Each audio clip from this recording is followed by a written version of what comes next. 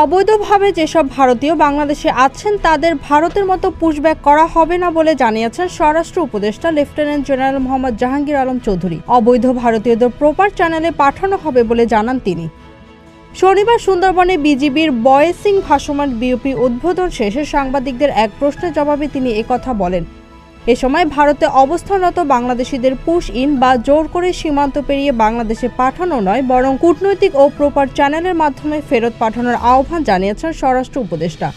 তিনি বলেন, ঢাকায় নিযুক্ত ভারতের রাষ্ট্রদূতের সঙ্গে কথা হয়েছে, ভারত সরকারকে চিঠিও দেওয়া হয়েছে। আমরা তাদের অনুরোধ করেছি পুশ ইনের পরিবর্তে যেন বাংলাদেশিদের যথাযথ কূটনৈতিক প্রক্রিয়ার মাধ্যমে ফেরত পাঠানো হয়। তিনি আরও জানান, আমরা ভারতের পুশ ইনকে কোনো উস্কানি হিসেবে দেখছি না। একই সঙ্গে বাংলাদেশে অবস্থানরত ভারতীয়দের ক্ষেত্রেও আমরা প্রপার চ্যানেল ব্যবহার করি ফেরত পাঠানোর নীতিতে অটল আছি। পাশাপাশি অনুষ্ঠানে উপস্থিত বিজিবির মহাপরিচালক পুশ ইনের মাধ্যমে দেশে জঙ্গি ও সন্ত্রাসীদের প্রবেশের ঝুঁকি রয়েছে উল্লেখ করে বলেন, যেখানেই পুশ ইনের চেষ্টা হচ্ছে সেখানেই স্থানীয় জনগণকে সঙ্গে নিয়ে তা প্রতিরোধ করা হচ্ছে। Z news, Dhaka.